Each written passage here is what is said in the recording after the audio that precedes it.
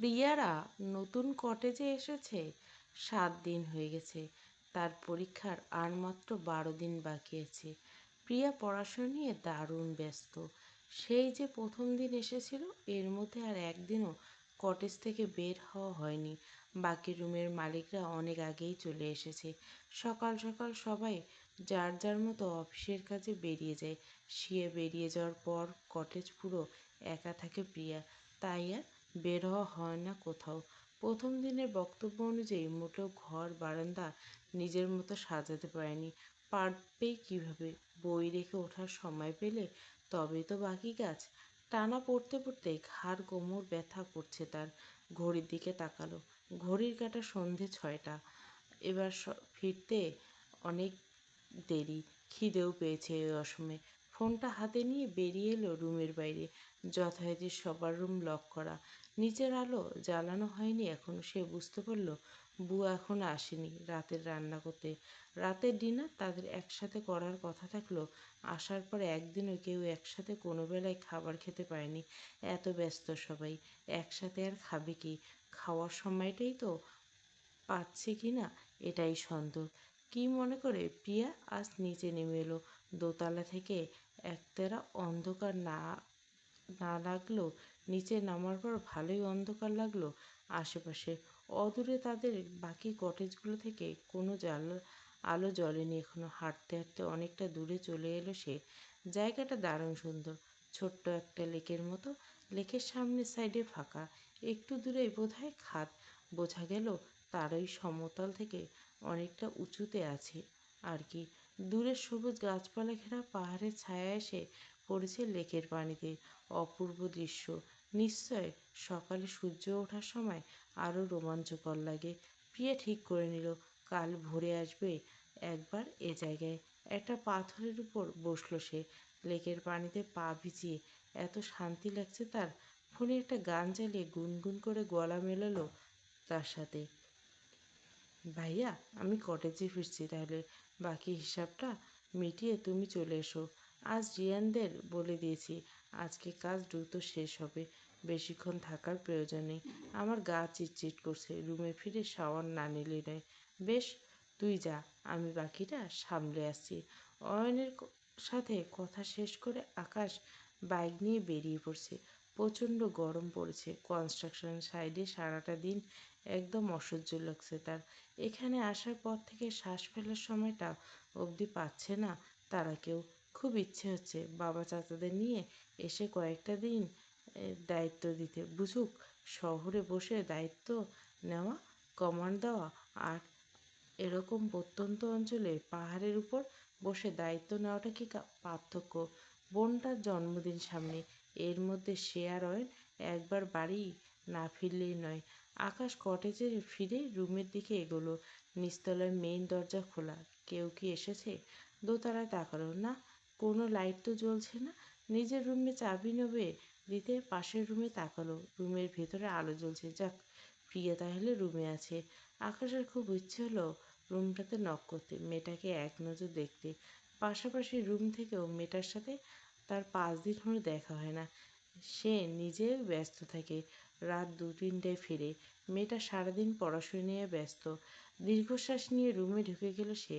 ফোনটা আর হাতের মানিব্যাগটা বিছানায় ঢেল দিয়ে তোয়ালে হাতে বাথরুমে ঢুকে গেল। মাথাটা টনটন করছে। একটা লম্বা শাওয়ার না নেওয়া হচ্ছে না। ফোনে টুংটাং শব্দ করে সুইচ অফ হতেই প্রিয়ার ধ্যান ভাঙল। চট করে আশেপাশে তাকলো। সর্বনাশ! পুরো ঘুটঘুটে অন্ধকার চারপাশে। কোন ঘুরে সে এতক্ষণ এখানে বসেছিল খোদা জানে। ফোন চাপাচাপি করে লাভ হলো না। চার্জ নেই বোঝাই যাচ্ছে। এতক্ষণ টেরে না পেলেও হুট করে দারুণ ভয় করছে তার। গুটি গুটি পায়ে হাঁটা ধরল কটেজের দিকে। বারবার মনে হচ্ছে কেউ একটা তার সাথে সাথে আসছে। যদিও সে জানে এটা সম্পূর্ণ তার মনের ভুল। তবু এই জঙ্গলের মধ্যে ভূত না থাকেও মানুষকেও তো বিশ্বাস নেই। কটেজের অনেকটা কাছে চলে এসেছে। হঠাৎ একটা কাঠবিড়ালি তার পাশ দিয়ে দৌড়ে গেল। শুকনো পাতার উপর মচমচ শব্দ হতে প্রিয়া চিৎকার করে কটেজের দিকে দৌড় দিল। ও মা গো, আল্লাহ গো, এবারে বাঁচাও! এ জীবনে আর কোনোদিন পাকনামো করবো না। লা ইলাহা ইল্লাল্লাহু মুহাম্মাদুর রাসূলুল্লাহ। আর যা যা দোয়া কলাম জানে বিড়বিড় করতে করতে ছুটে এসে রুমে ঢুকে পড়ল সে। রুম লক করে বিছানায় লাফিয়ে মুখ গুজে শুয়ে রইল বিছানায়। ভয়ে হাত পা এখনো কাঁপাকাঁপি করছে। আকাশ শাওয়ার নিয়ে বের হলো বাথরুম থেকে। কোমরে একটা তাওয়াল পেছানো, বিছানার দিকে তাকাতে চমকে ভুরু কুঁচকে নিল। এদিকে দরজায় লক করার শব্দে লাফিয়ে উঠে বসেছে প্রিয়া। আকাশ ততক্ষণে এসে বিছানায় সামনে এসে দাঁড়িয়েছে। আকাশকে দেখেই ভূত দেখার মতো চমকে উঠল প্রিয়া। চিৎকার করে উঠল। আকাশ দ্রুত গিয়ে মুখ চেপে ধরল তার। এই মেয়ে, চেঁচাচ্ছ কেন? চুপ! প্রিয়া বড় বড় চোখ করে তাকিয়েছে আকাশের দিকে। মুখ চেপে ধরে শব্দ করছে। আকাশ সবে শাওয়ার নিয়ে বের হয়, গা ভালো করে এখনো মোছা হয়নি। উদাম শরীর বেয়ে গড়িয়ে পানি পড়ছে। মাথার ভেজা চুল থেকে পানি এসে প্রিয়ার চোখে মুখে পড়ছে। প্রিয়ার দম আটকে আসছে। যতটা না আকাশ মুখ চেপে ধরার কারণে, তার থেকে বেশি লোকটা এত কাছাকাছি আসার কারণে। প্রিয়া গলা শুকিয়ে আসছে। কি ব্যবহার করছে লোকটা! শরীর থেকে কেমন চকলেট চকলেট ঘ্রাণ নাকে এসে লাগছে। চিরচেতে চকলেটের ঘ্রাণ নয়, কেমন যেন নেশা নেশা ধরে যাচ্ছে এই নিমিষে। প্রিয়া ছলছল চোখ নিয়ে তাকালো আকাশের মুখের দিকে। কপাল গড়িয়ে পানি পড়ছে কানের পাশ দিয়ে। পুরো মুখ ভেজা। গলার অ্যাডামাস আপেলের উপর পানি চিকচিক করছে। ছেলে মানুষ কেন অত সুন্দর হবে? আজব তো! নিজেই নিজেকে ধমক দিল প্রিয়া। এমন সময় সে এমন বেহায়ের মতো ছেলেটার শরীরে আকর্ষণে বুঝেছে।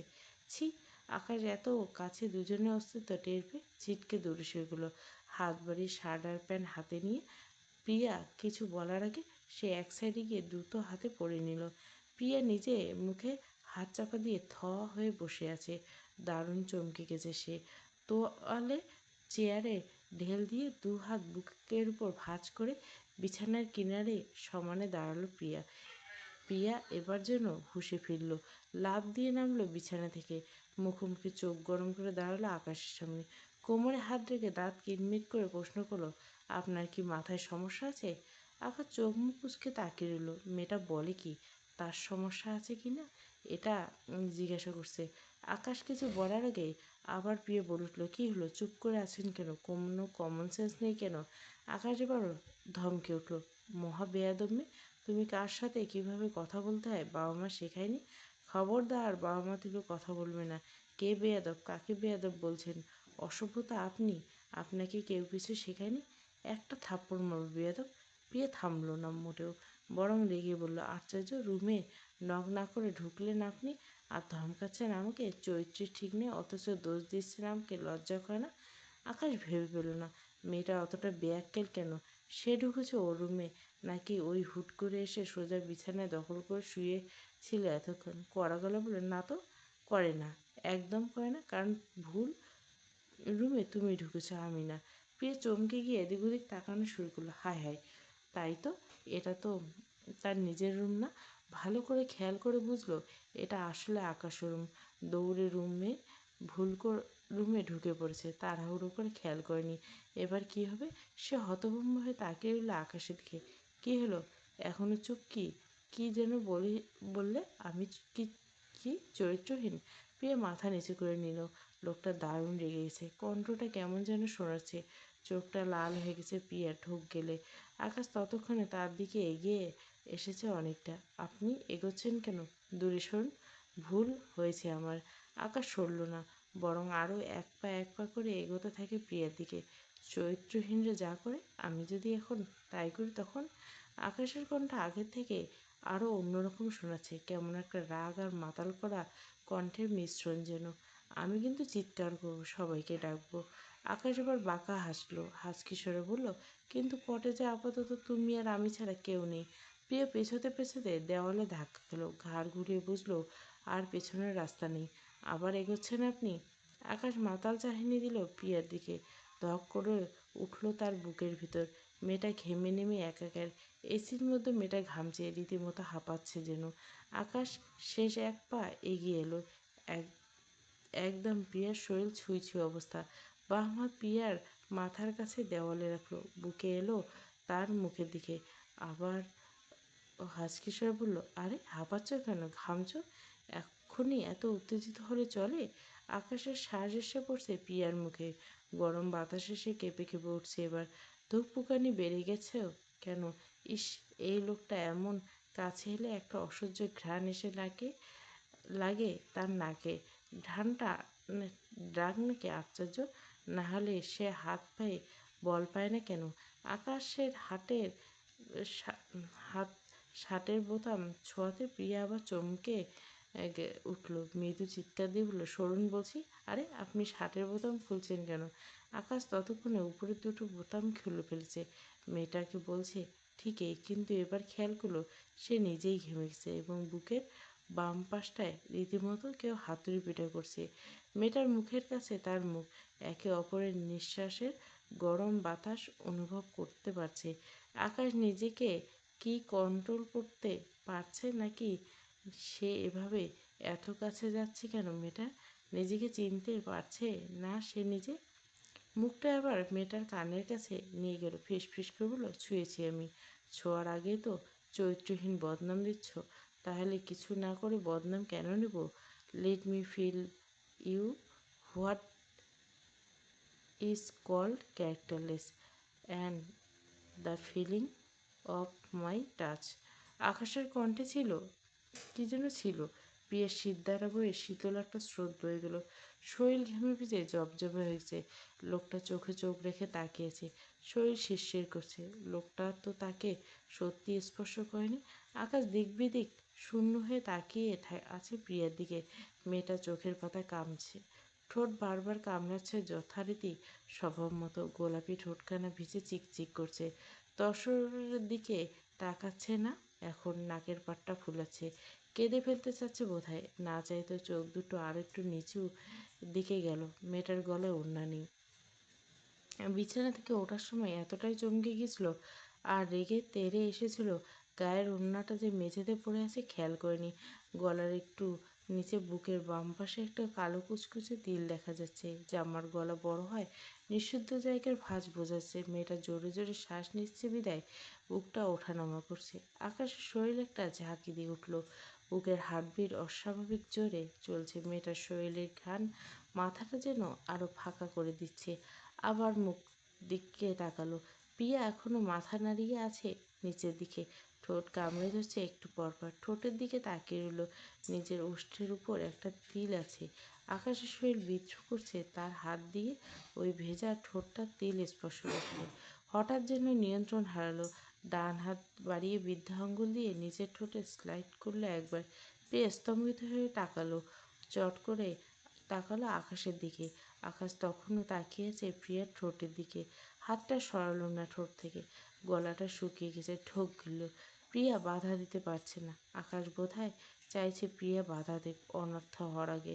হঠাৎ এই নিষিদ্ধ মুহূর্তে যবনিকাপাত করতেই যেন ফোনটা চিৎকার করে বেজে উঠল আকাশে। দুজনে হুঁশে ফিরল এক অবস্থায়।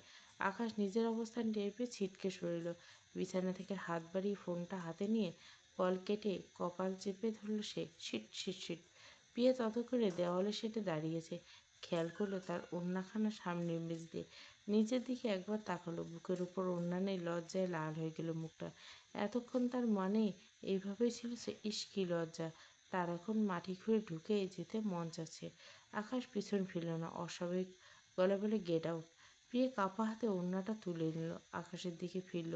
চোখ না তুলে বলতে গেলে, আপনি? I said leave, just get out from here. Priya আর এক সেকেন্ডও দাঁড়াল না, ছুটে বেরিয়ে এলো। এক দৌড়ে নিজের রুমে ঢুকে দিল। ভেতরটা খটখট করে দরজা আটকে বসে পড়ল দরজায় পিঠ ঠেকিয়ে।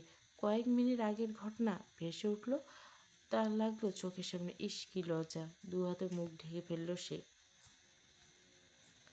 আকাশ থ মেরে বসে আছে বিছানায়। একটু আগে করা নিজের কর্মকাণ্ডের জন্য অবাক হচ্ছে সে। কি করলো সে? এটা কেন করলো? বুকের বাঁ পাশটা শব্দ কমেনি এখনো অবধি, বরং যতবার থামাতে চায় ততবার মেয়েটার মুখ ভেসে আসছে, ততবার দ্বিগুণ হচ্ছে আগের থেকে। এসি রুমে দরদর করে ঘামছে এখনো সে। হাত বাড়িয়ে টেবিল থেকে পানি ঢেলে নিল। ঢকঢক করে পানির গ্লাস ফাঁকা করে নিল নিমেষে। রাতুল কি তাহলে ঠিকই বলেছিল? প্রেমে পড়েছে সে। গা এলিয়ে দিল বিছানায়, দু হাতে কপাল চেপে ধরল সে। সিলিংয়ের দিকে তাকিয়ে রইল। শেষমেশ একটা বাচ্চা মেয়ের প্রেমে পড়ল সে। মেয়েটা 18 হয়েছে কি না খোদা জানে, তার 27। এত মেয়ে আশেপাশে সারা জীবন রেখে গুনে গুনে 9-10 বছরের ছোট মেয়ের প্রেমে পড়ল শেষমেশ Akash Ehnaz Chowdhury. I can believe this. No no, impossible. It's not love, it's just attraction. এভাবে কখনো কোনো মেয়ে কাছে আসেনি, তাই হয়তো এমন ফিল হচ্ছে। নিজেই বরাবর বিড়বিড় করে নিজের মনকে বোঝাতে লাগলো আকাশ। উহ, মনটা তো অন্য কথা বলছে। মনটা বলছে মেয়েটা কাছে আসায় এমনটা হচ্ছে না, বরং উল্টোটা। সেই মেয়েটাকে কাছে চাইছে, সর্বক্ষণ চোখের সামনে দেখতে চাইছে। আকাশ মাথা ধরে যাচ্ছে, হাত বাড়িয়ে ফোন নিল। কল করলো রাতুলকে। দুবার রিং হতে ফোন তুলল রাতুল। কোথায় তোরা? ফিরছি কেন? Ratul, something is happen. আকাশের কণ্ঠে কেমন যেন একটা শোনাচ্ছে। আকাশ এখন আজ কখনো এমন টোনে কথা বলে না তো। তাদের বন্ধুদের সাথে তো আরও নেই। চিন্তিত গলায় বলল, হাই আকাশ, সব কিছু ঠিক আছে, কি হয়েছে? তোরা ফের বলছি। আমি রাকিব আর রেদওয়ান 2 মিনিটে কটেজে ঢুকছি। রিয়ান আর অয়ন ভাই একটু পর আসছে। কিছুক্ষণের মধ্যে গাড়ির শব্দ থামলো কটেজের সামনে। রাতুলরা 3জন নেমে এলো। দোতলায় উঠে গেল দ্রুত পায়ে। দরজায় নক করতে ভিতর থেকে শব্দ পাওয়া গেল আকাশের। খোলা আছে, আয়। হুড়মুড় করে ঢুকে গেল 3জন। লাফিয়ে এসে বিছানায় এলোমেলো হয়ে বসে পড়ল। অন্যদিন হলে আকাশ দারুণ বিরক্ত, কিন্তু আজ হতে ইচ্ছে হচ্ছে না। একবার সবার চিন্তিত মুখের দিকে এক এক করে তাকালো, পিছিয়ে গিয়ে বিছানায় হেলান দিয়ে বসলো, হাত দুটো ভাঁজ করে বুকের উপর, মুখটা বরাবরের মতো গম্ভীর আর ভুরু কুঁচকে সিলিংয়ের দিকে তাকিয়ে বলল, I think I am in love. 3জন ভূত দেখার মতো চমকে তাকিয়ে রইল। এমন একটা কথা আকাশের মুখ থেকে তারা এক্সপেক্ট করেনি। না, একদমই না। কখনো শুনবে এমন ধারণা ছিল না ওদের। টানা কয়েক সেকেন্ড হাঁ করে হতবিম্বল হয়ে তাকিয়েছে ওরা আকাশের দিকে। সর্বপ্রথম এবার চিৎকারটা দিল রাতুল। লাফিয়ে উঠল দু হাতে তালি দিয়ে। আমি জানতাম, হে হে, আমি জানতাম মিস্টার আকাশ এহনাজ চৌধুরী অত সহজ না আমার চোখ ফাঁকি দেওয়া। ল্যাংটা খালের দোষ তুই আমার, তোর মতিগতি বুঝবো না আমি? বাকি এখনও আকাশের কথা বোধহয় বুঝতে পারিনি। ওরা ঘোরের মধ্যে আছে এখনও। রাতুল এবার ওদের দুহাত ঝাঁকে দিয়ে উঠল। দেখছিস, বলেছিলাম না? রাকিব তোকে সেদিন রাতের কথা বলেছিলাম, মনে আছে? তোরা তো একটা বিশ্বাস করলি না আমার কথা। ও মামা বহুত আগে কট খাইছে প্রথম দেখাতে। না হলে ভাব, আকাশ এখন আজ কিনা একটা বাচ্চা মেয়ের বাসার সামনে মাঝরাতে গিয়ে বসে থাকে। বলেছিলাম আমি। বাকি দুজন এবার ঘোর থেকে বেরিয়ে হৈ হৈ করলো। লাফিয়ে আবার আসলো আকাশের বিছানার উপর। দোস্ত, I can believe it, my god, সত্যি ফেসে গেছিস মামা। রাকিব দাঁত বের করে হেসে উঠল। আকাশ কিছু বলছে না, নির্বিকার তাকিয়ে আছে বেয়াদবগুলোর দিকে। সে জানতো ওরা এমন রিয়াকশন দিবে, এবং এটা নিয়ে তখন রোজ উঠতে বসতে টিজ করবে তাকে।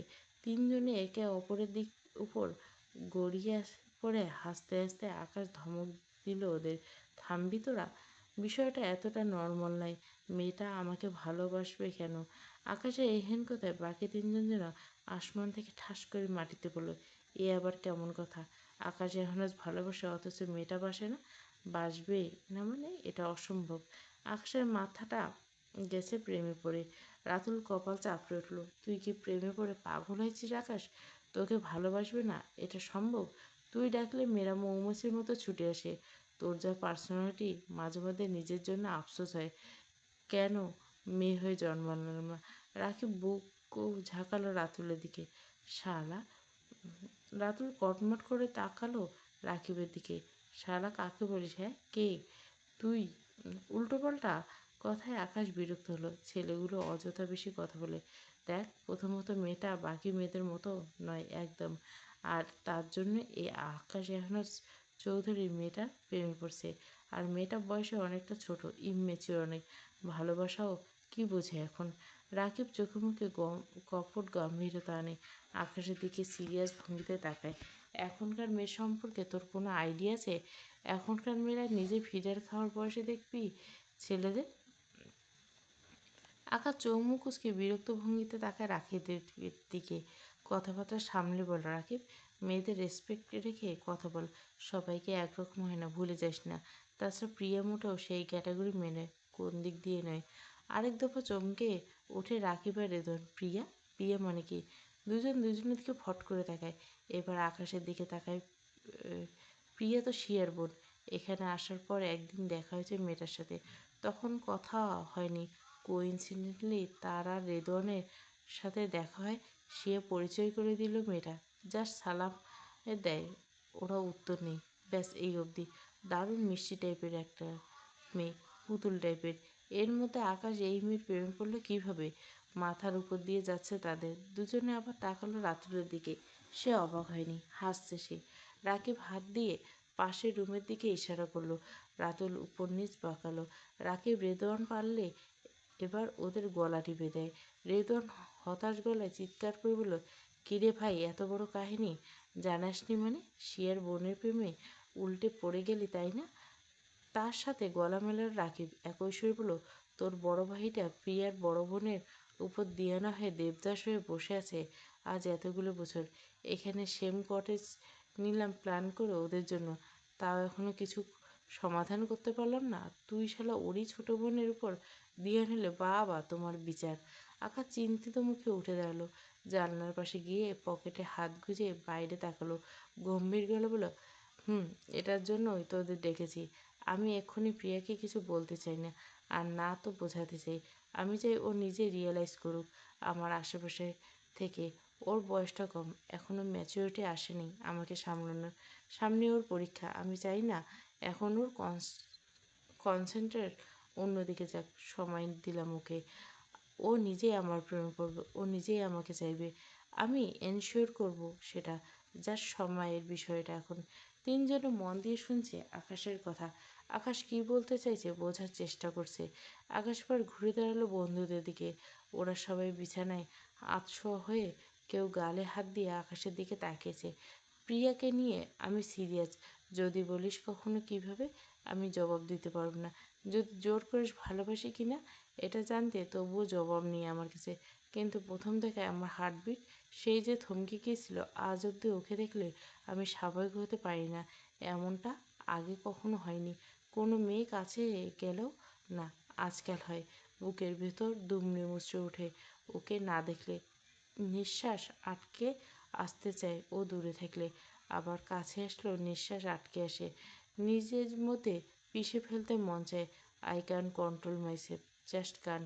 আকাশের এই কথায় কঠিন স্বীকারোক্তি এই প্রথম শুনল ওরা। হতভম্ব হয়ে শুনছে তারা। আকাশ হালকা করে আজকে প্রিয়ার ভুল করে রুমে আসার ঘটনা জানালো। রাকিব মাথায় হাত দিয়ে বসে এলো। মাই গড আকাশ, বিষয়টা ভয়াবহ জটিল।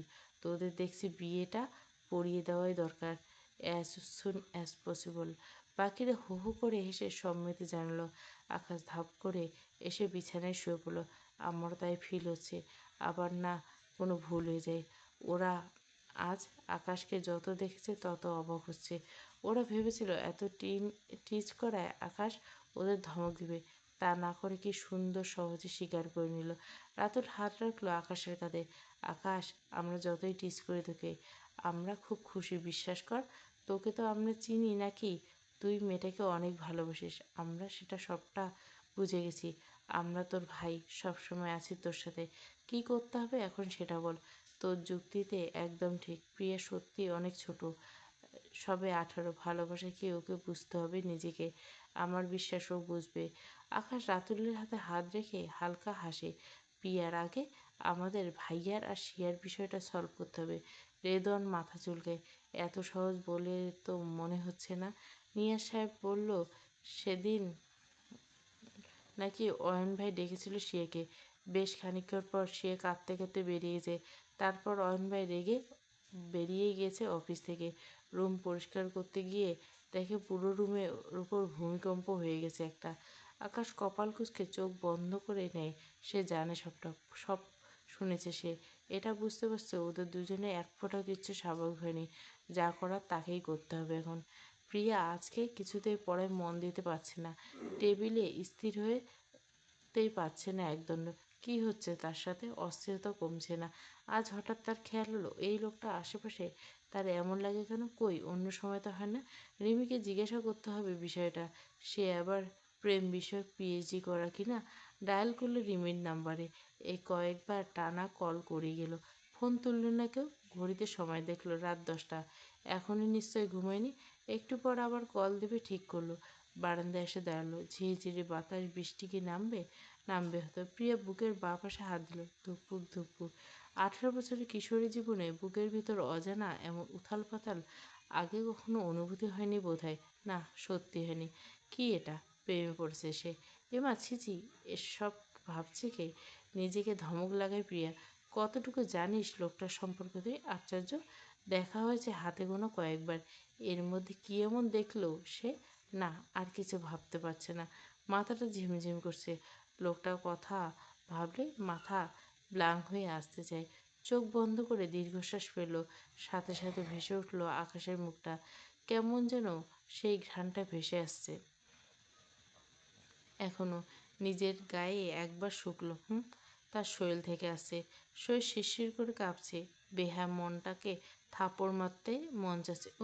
পড়াশোনা শিখেই তুলে এখন কিনা ওই লোকের কথা কথা মাথায় বনবন করে ঘুরছে। মহা ফ্যাসাদে তো। রিমিকে বলে ওঝা কবিরাজ দেখাতে হবে। ঝাড়ফুঁকে যদি কাজ হয়। উঠে এসো। চিরচেরা কণ্ঠস্বর। সে পাশ ফিরে তাকায়। অয়ন গাড়ি নিয়ে দাঁড়িয়ে আছে। আমি যেতে পারবো। অয়ন রাগান্বিত মুখে তাকায়। মেয়েটা বড্ড একরোখা। এক কথায় বোঝার চেষ্টা করে না কিছু। নিজে যেটা বলবে সেটাই। আজীবন একই রকম থেকে গেল। আগেও যা ছিল কম ছিল, এখন হয়েছে 3 ডাবল। অয়ন আবার কড়া গলায় বলল, আই সেইড গাড়িতে এসে বসো। সে আগের সেই একই দৃঢ় গলায় জবাব দিল, বললাম তো চলে যান, আমি যেতে পারবো। অয়ন চুপ করে তাকিয়ে থাকে শিয়ার দিকে। কোনো আওয়াজ না পেয়ে সে তাকায়। বুকের ভিতর ধক করে ওঠে। মানুষটার চোখ দুটো লাল হয়ে গেছে। সেই ভয়ঙ্কর রাগে তাকিয়েছে তার দিকে। সে চোখ ফিরে নিল। হাঁটা ধরল সামনের দিকে। অয়ন এবার শব্দ করে গাড়ি থেকে বেরিয়ে গেল। পেছন থেকে ঝট করে হাতটা টেনে ধরল শিয়ার। অয়নের হঠাৎ টানে ঘুরে এসে কাছাকাছি চলে এলো দুজন। অয়ন এবার হাতটা আরো শক্ত করে চেপে ধরল। দাঁত কিরমির করে ধমকে বলল, নিজেকে কি মনে করো তুমি? হ্যাঁ, নিজে যেটা বুঝবে সেটাই ঠিক। একা একটা মেয়ে। রাত কটা বাজে খেয়াল করছো? হাতটা এত শক্ত করে ধরায় সে চোখে পানি চলে গেল। অয়নের চোখে চোখ পড়তে চোখ নামিয়ে নিল শিয়া। ব্যথায় হাত ভেঙে যাওয়ার উপক্রম। টুপ করে এক ফোঁটা চোখের পানি এসে পড়ল অয়নের হাতে। অয়নের এবার খেয়াল হলো হাতটা ছেড়ে দিল। হাতটাতে রক্ত জমে গেছে পুরো। নরম হয়ে গেল তার মন। নরম গলে বলে, মেয়ে তুমি, রাত অনেক হয়েছে। আমার একটা দায়িত্ব আছে।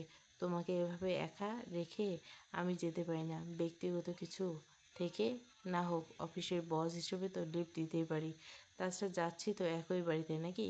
সে মুখ তুলে তাকায় না। এক হাত অয়নের চেপে রাখা হাতটা ধরে আছে। জ্বালা করছে হাতটা। হাত ঘুরিয়ে সময় দেখলো রাত 10:45 বাজে। সত্যি কোনো গাড়ি নেই রাস্তায়। অনেকক্ষণ হলো দাঁড়িয়েছে। ভয় করছিল তা না, তা নয়। অয়ন এবার আলতো গলায় বলল, এসো। শিয়া এবার আর না করলেন না। হেঁটে এসে গাড়িতে বসলেন। অয়ন তাকিয়ে রইল শিয়ার গাড়িতে ওঠার সময়। মুচকি হেসে সেও এসে বসল ড্রাইভিং সিটটায়। গাড়ি নিজের গতিতে চলছে। প্রাকৃতিক বুকে ঘন আঁধার। গাড়ির মধ্যে দুটো মানুষ নিশ্চুপ হয়েছে। কারো মুখে কোনো শব্দ নেই। দুজনের দারুণ অকওয়ার্ড ফিল হচ্ছে। অয়ন তাকালো আর চোখে একবার। সে সামনের দিকে এক মনে তাকিয়েছে। অয়ন আবার মুখ খুলল। সামনের দিকে ড্রাইভিংয়ে মন দিয়ে আনমনে বলে উঠল, জীবন কতটা অনিশ্চিত, তাই না? কত সহজে সবটা এলোমেলো হয়ে যায়। হুট করে এ জাতীয় কথাটা এক্সপেক্ট করেনি শিয়া। এক প্রকার না চাইতেও চমকে তাকালো অয়নের দিকে। মানুষটার নজর সামনের দিকে, তাকাচ্ছে না তার দিকে।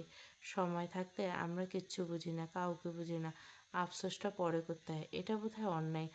আমাদের মতে ঘোর অন্যায়। মানুষ মৃত্যুর পর কাঁদে। কেন কাঁদে? আমার কাছে বড্ড অযৌক্তিক লাগে। যে মানুষটা বেঁচে থাকতে তাকে গুরুত্ব হয়নি একদণ্ড, তার কথা শোনা হয়নি, চলে যাওয়ার পর কেন এত হাহাকার থাকবে? এটা মানুষের প্রতি অবিচার নয়? কিছুক্ষণ চুপ করে করলমন অয়ন। তারপর অদ্ভুত এক কঠিন গলা বলল, মেনে নিলাম, যাও। তোমার কথাই মেনে নিলাম। কিছু হলো? কিছুই নেই। আর কিছু সম্ভব নয়, নেই কিছু। শিয়ার বুকের ভিতর চিনচিন করে ব্যথা করছে অয়নের এ জাতীয় কথায়। কি মানে এসব বলার? কি বোঝাতে চেয়েছে মানুষটা? শিয়ার চোখে পানি চলে আসলো। বুকের ভিতরে এমন ব্যথা হচ্ছে কেন? অয়ন শিয়ার কোনো শব্দ না পেয়ে আর কিছু বলে না, আবার চুপ হয়ে যায় গাড়ির ভেতরটা। কিছুক্ষণের ভিতর গাড়ি এসে থামে কটেজের সামনে। হঠাৎ ব্রেক কষায় সে চমকে ওঠে। থামালেন কেন? এসে পড়ছে, নামো। সে খেয়াল করেনি এতক্ষণ তারা পৌঁছে গেছে। ধীরে সুস্থে নেমে আসে গাড়ি থেকে, এগিয়ে যায় গেট খুলতে। হঠাৎ আবার গাড়ির শব্দে পিছন ফিরে তাকায়। গাড়ি এবার উল্টো পথে চলে যাচ্ছে। সে ভুরু কুচকে তাকিয়ে থেকে ঘড়ি দেখে আবার।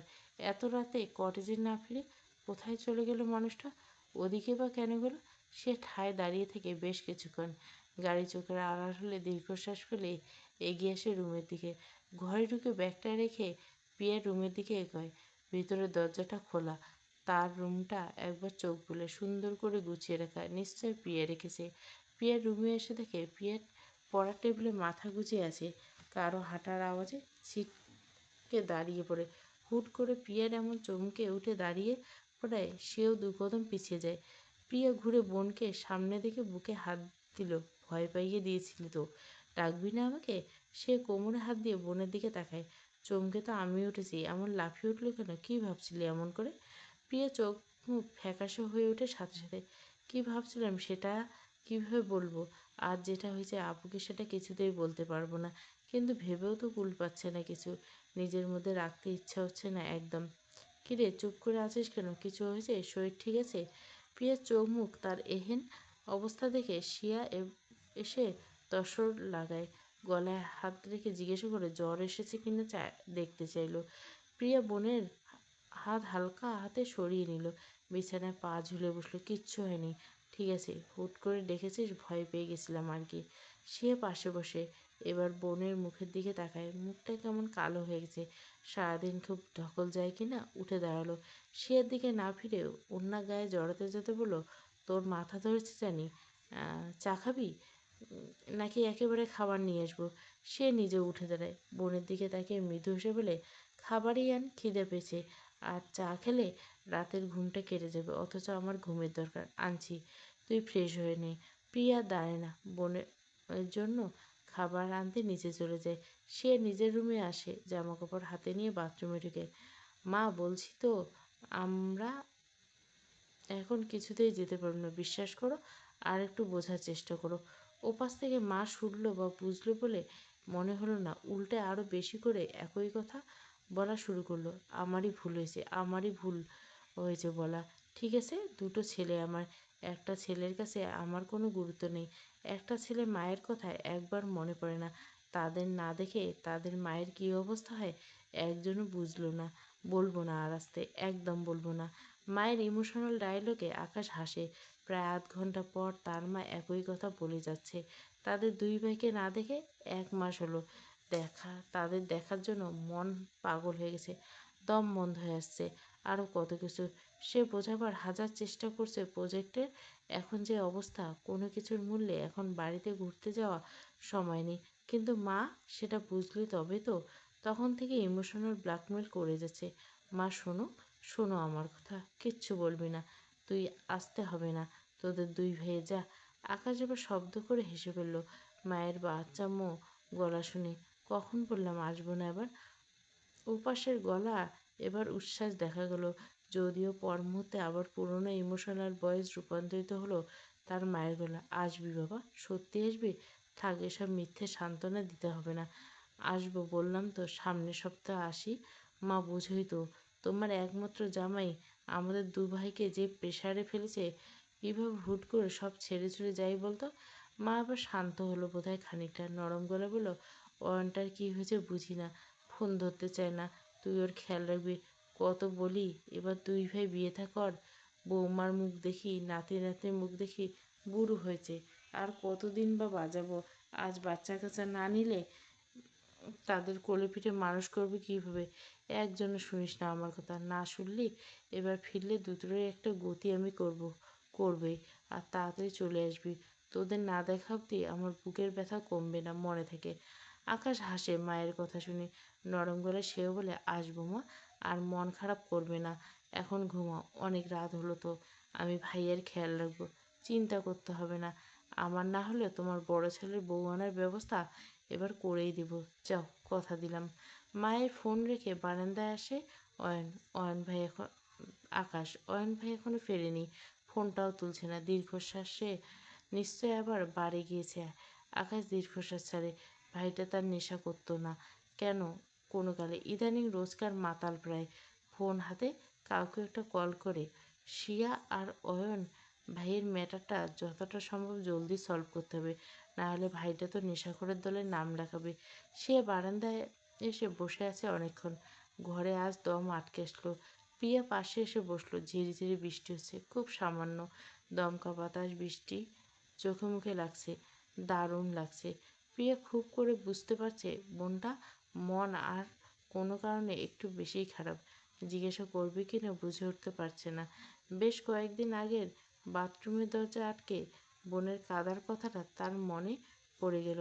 কি এমন হয়েছে তার সাথে, যেটা মনের মধ্যে চেপে এতটা কষ্ট পায় সবসময় মেয়েটা? সে ঘড়ির দিকে তাকায়। রাত্রি 12:19। এখনও অয়ন ফেরেনি। কোথায় গিয়েছে মানুষটা? রোজ রাতে কি এত দেরি করে ফেরে? অফিসের কাজ তো এত রাত অবধি থাকে না। তাহলে কোনো বন্ধু বান্ধবের সাথে আড্ডা? না না, এখানে তাদের কোনো বন্ধু বান্ধব নেই। তাছাড়া আকাশ জিয়ান সবাই বাসাতে আছে। অয়ন একা ফিরছে না কেন? পর মুহূর্তে নিজের উপর দারুণ রাগ হয় তার। মানুষটার জন্য তার কেন এত চিন্তা? কোনো মানেই হয় না। কে হয় তার? কেউ না, কেউ না, কেউ ছিল না। সত্যি কি ছিল না? ছিল বোধহয় কিছু একটা। আর ছিল বলেই তো পুড়ছে বুকটা। সে চোখ বন্ধ করে বৃষ্টি পড়তে দেয় মুখের উপর। চাপা শ্বাসে বেরিয়ে আসে বুক চিরে। কত হিসাব মেলালো না তার জীবনে। অযাচিত মন ব্যঙ্গ করে বলে উঠল, হ্যাঁ, মিলল না কেন বলছিস? নাকি মেলালি না? আমি মেলাইনি, তুই তো মেলাতে দিসনি। সে চায়নি আমাকে, না চাইলেও এসব এসেছে কেন বোঝাতে? অপরাধবোধ থেকে। অপরাধবোধ? এমনি এমনি? ভালোবাসা ছিলেও বলে ধরে নে অপরাধবোধ কাজ করছে। হায় ভালোবাসা, বড়লোকদের ছেলেদের এসব ভালোবাসা সত্যিও না। সত্যি তো, নিজে ভুল করছিস না তো? নিজে না হিসেব মিলাচ্ছিস, আর না তো মিলিয়ে দিতে চাইছিস, সেটা হতে দিচ্ছিস। পরে আফসোস হব না তো আবার? তখন না আবার দেরি হয়ে যায়। সে ফট করে চোখ খুলে নেয়।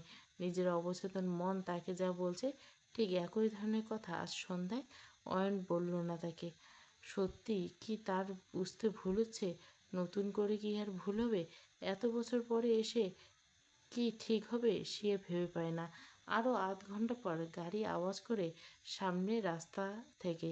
তাদের কটেজের রাস্তা দিয়ে গাড়ি ঢুকছে। নিচে আসতে থামতে স্পষ্ট বুঝতে পারে এটা অয়নের গাড়ি। যাক, ফিরল অবশেষে। সে তাড়াহুড়ো করে পিছিয়ে রুমে চলে আসতেছে। তখনই নিচ থেকে অন্যরকম কণ্ঠের আওয়াজে থমকে দাঁড়িয়ে যায় সে। এগিয়ে এসে রেলিংয়ের নিচে নিচের দিকে তাকিয়ে স্তম্ভিত হয়ে যায়। অয়ন হাত পা ছোড়াছুড়ি করছে এক প্রকার, আর হাসান সাহেব জড়িয়ে ধরে নিয়ে যাচ্ছে ভেতরে। স্পষ্ট বোঝা যাচ্ছে মানুষটা স্বাভাবিক নেই। তার বুঝতে অসুবিধা হলো না অয়ন ড্রিঙ্ক করছে। রাগ হলো অসম্ভব। তখনই মাতাল কণ্ঠ শোনা গেল অয়নের, ছাড়ো বলছি। হাসান, বলছি ছাড়ো। আমি একাই হাঁটতে পারবো। বললাম তো, আমি কি বাচ্চা? শিয়ার কাছে নিয়ে চলো। বেয়াদব একটা পাষাণ মেয়ে মানুষ। আমার কথা শোনে না, আমাকে বোঝে না, ভালোবাসে না আমাকে। বিশ্বাস তো করলো না। ঢলে পড়ল হাসানের গায়ের উপর। হাসান সাহেব যথাসম্ভব শক্ত করে ধরল অয়নকে। সেও সান্ত্বনা দেওয়ার গল্প বলে, ঠিক আছে স্যার, আমরা বোঝাবো ম্যাডামকে, শুনবে আপনার কথা। এবার তো রুমে চলুন। অয়ন এবার বাচ্চাদের মতো হাত নেড়ে নেড়ে মাতাল গলায় কী সব বলতে থাকলে। হাসান তাকে ততক্ষণে ভিতরে নিয়ে এসছে। সে আর দাঁড়ায় না। চোখ জ্বালা করছে তার, বুকের ভেতর ছটফট করছে। মানুষটার এমন অবস্থা সহ্য হচ্ছে না কেন তার। দৌড়ে নিজের রুমে চলে এলো।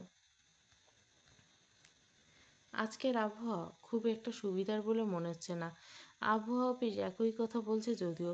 বৃষ্টি নামার প্রবল সম্ভাবনা রয়েছে, সাথে ঝড়ের পূর্বাভাস। এখন সকাল 9টা বাজে। প্রিয়া ব্রেকফাস্ট করতে নিচে নেমে শিয়া বেরিয়ে গিয়েছে আরও ঘন্টাখানেক হলো। রাতে ঘুমাতে দেরি হয়, উঠতে বেশ বেলা হয়ে গেছে তার। ঘুম থেকে উঠে বোনের দেখা পায়নি। প্রিয়াকে মেসেজ দিয়ে শিয়া অফিসে চলে গেছে। প্রিয়া এই মুহূর্তে ডাইনিংয়ে বসে আছে, ব্রেডে জ্যাম লাগাচ্ছে। বুয়া সকালের খাবার বানিয়ে দিয়ে চলে গেছে, আবার আসে দুপুরের দিকে। সমস্যা হলো আজকের এই মুহূর্তে তার গরম ভাত, আলু ভর্তা আর ডিম ভাজি খেতে মন চাচ্ছে, কিন্তু পুরো রান্নাঘর গুছিয়ে একটা উপকরণ পেল না সে। অগত্যা টেবিলে ফিরে জ্যাম পাউরুটি চিবোতে হবে। আপু আজকে আসলে বিষয়টা জানাতে হবে। বুয়াকে যেন বলেই রাখি টুকটাক জিনিস চোখের সামনে রাখতে। বাড়িতে একটা ইঁদুর বাস করে কি না তা তো আবার হাড়হামেশাই খিদে পায়। তিত্তুর বিড়বিড় করে একা একা। হঠাৎ সিঁড়ির কারো পায়ের আওয়াজে চমকে ওঠে প্রিয়া। এ সময়ে বাড়িতে কারো থাকার কথা না। চোর টোর না তো? ধুর, দিন দুপুরে চোর আসবে কোত্থেকে? ঘাড় ঘুরিয়ে তাকাতেই চোখাচোখি হলো আকাশে। সঙ্গে সঙ্গে আরেকটা হার্টবিট মিস হলো মেয়েটার। গায়ে একটা ব্ল্যাক শার্ট জড়ানো, তবে শার্টের সবগুলো বোতাম খোলা। বোঝা যাচ্ছে বড্ড তাড়াহুড়োয় বেরোচ্ছে। দ্রুত হাতে বোতাম লাগাতে গিয়ে ফোনে কিছু একটা করছে। প্রিয়ার বেহায়া নজর সরতে চাচ্ছে না সামনের মানুষটাকে পেটাম উদাম শরীরের দিকে। গলায় অ্যাডামস আপেল থেকে লোমহীন প্রশস্ত বুক, চোখ ধীরে ধীরে আরো নিচে নেমে এলো।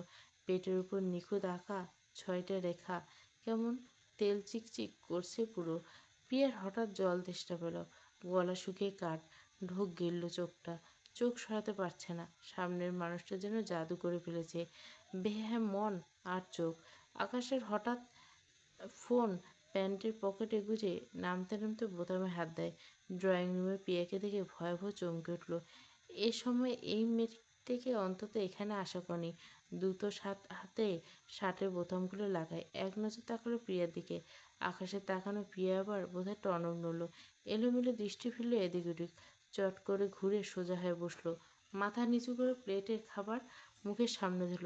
কি যে সমস্যাটা আও তো করতে পারছে না। স্পষ্ট টের পাচ্ছে মানুষটা তার দিকে হেঁটে আসছে। পায়ের শব্দের সাথে তার বুকের ভেতরটা শব্দটা আরও জোর কদমে বাড়ছে। এই লোক তার বুকের ভেতরে শব্দ শুনে না ফেলে আবার খুব কাছের কারো অস্তিত্ব টের পেয়ে পিছন দিকে চট করে মাথা ফেরায় প্রিয়া। আকাশ এই মুহূর্তে বুকে হাত ভাঁজ করে তার ঠিক পিছনে দাঁড়িয়েছে। এই অবস্থায় নিশ্চয় তার খাওয়ায় মন দিতে পারার কথা না। হাত পা সহ কাঁপছে। গতকাল রাতের ঘটে যাওয়া অনাকাঙ্ক্ষিত ঘটনা চোখের সামনে ভেসে উঠতে প্রিয়া লাফিয়ে সরে গেল চেয়ার থেকে। আকাশ পলকহীন নির্বিকারভাবে তাকিয়ে রইল মেয়েটার চোখের দিকে। প্রিয়া কিন্তু তাকাতে পারছে না। চোখে চোখ রাখা তার জন্য অসম্ভব ব্যাপার। এ লোক না আবার তার মন পড়ে ফেলে। এলোমেলো দৃষ্টি কোন দিকে নেবে বুঝে উঠতে পারছে না সে। আকাশের দিকে চোখ তুলে তাকাতে চাইলেও সে কিছুক্ষণ তো চোখে চোখ মেলাতে পারছে না। কি আশ্চর্য! আবার গলার অ্যাডামাস আপেলের চোখকে আটকে গেল। ঢোক গেলার সাথে সাথে কেমন করে নিচ করছে। বেহায়া মন আলতো হাতে জায়গাটা ছুঁয়ে দিতে চাইছে। উপরের বোতামটা অসভ্য লোকটা এখনো আটকায়নি। ইস, মহ যন্ত্রণা! এক গ্লাস পানি খেতে পারলে ভালো হতো। এবার হাত বুকে ভাঁজ করা অবস্থায় আকাশ এগিয়ে গেল প্রিয়ার দিকে। প্রিয়া আরো 2 কদম পিছিয়ে ফ্রিজের সাথে ধাক্কা খেল। আকাশের চোখ মুখ কুঁচকে তাকিয়ে রইল। মেয়েটার সমস্যা কি? কি তো ছটপট করে তার সামনে এলে এমন বিড়ালের মতো এদিক সেদিক করা শুরু করে দেয়। গম্ভীর গলা জিজ্ঞাসা করলো, তোমার সমস্যা কি? চোরের মতো এদিক ওদিক সেদিক করছো কেন? পানি খাবো। আকাশ বিরক্ত মুখে তাকিয়ে থাকে মেয়েটার দিকে। এ মেয়ে এমন প্রতিবন্ধীর মতো ব্যবহার করছে কেন? হাত বাড়িয়ে টেবিল থেকে পানির গ্লাস এগিয়ে দিল প্রিয়ার দিকে। কাপা হাতে গ্লাসটা নিয়ে ঢক ঢক করে শেষ করলো। আকাশের হাত থেকে আবার গ্লাসটা দিয়ে টেবিলে রেখে ভুরু উঁচালো প্রিয়ার দিকে। কি হয়েছে? প্রিয়া আবার চোখ তুলল না। কাশি দিয়ে নিজের গলা পরিষ্কার করলো। স্বাভাবিক হওয়ার চেষ্টা করলো। অন্যদিকে তাকিয়ে বলল, আপনি প্লিজ শার্টের বোতামগুলো ভালো করে লাগান। কি বুঝলাম না? শার্টের বোতাম লাগাচ্ছেন না কেন? ছাপড়িদের মতো বুক খুলে রেখেছেন আজব। আকাশ আবার তাজ্জব বানিয়ে গেল। ছাপড়ি কাকে বললো এ মেয়ে? সাহস কত! আকাশ রেহানাজকে কিনা বলে ছাপড়ি। কষিয়ে থাপ্পড় মারতে ইচ্ছে হলো তার। দাঁত কিরমির করে বলল, হোয়াট ননসেন্স! ছাপড়ি কাকে বলছো? আকাশ রেহানা চৌধুরীকে। অবশ্য তুমি কি বুঝবে এসবের? আকাশ প্রিয়া ফট করে তাকালো আকাশের দিকে, সাথে সাথে আবার চোখ সরিয়ে নিল। না বুঝলাম কিছু, আপনি বোতাম লাগান দোহাই লেগে। আকাশের মুখে এবার বাঁকা হাসি ফুটে উঠল। মুখ নিচু করে এগিয়ে গেল প্রিয়ার দিকে। প্রিয়া শ্বাস আটকে দাঁড়িয়ে রইল। লোকটার শরীরের ঘ্রাণ তার চোখ বন্ধ করেছে। আকাশ হাসকি সরে বলল, বাই এনি চান্স আমার বডি দেখে তুমি কি সিডিউস হচ্ছ? এই যা, লোকটা বুঝে গেল কিভাবে? প্রিয়ার ইচ্ছে হলো দৌড়ে পালিয়ে যেতে, তা তো সম্ভব হচ্ছে না। খাম্বার মতো সামনে দাঁড়িয়ে রইল। তার উপর হালকে কালচে গোলাপি ঠোঁটটা জল জল করছে। মনটা উল্টোপাল্টা ইশারা করছে, মরার উপর খাড়া খা হিসেবে এই লোকের শরীর মাতার করার ঘ্রাণটা তো আছে। ইস, কোনোভাবে ফ্রিজের ভিতরে উঠে পড়া গেলে বোধহয় হতো। ঢোক গিলে নিজেকে স্বাভাবিক করতে চাইলো, আবার রাগী গেলে বলল, মোটেও না। এ আবার এমন কি সিডিউস হওয়ার কি আছে? আকাশ মুখের বাঁকা হাসি বজায় রেখে এক ভ্রু তুলল। তাই নেই কিছু, শিওর তো? হ্যাঁ হ্যাঁ শিওর।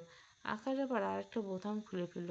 বুকের কাজটা উদাম হয়ে গেল। প্রিয়া না চাইতে আবার চোখ আটকে গেল বুকটায়।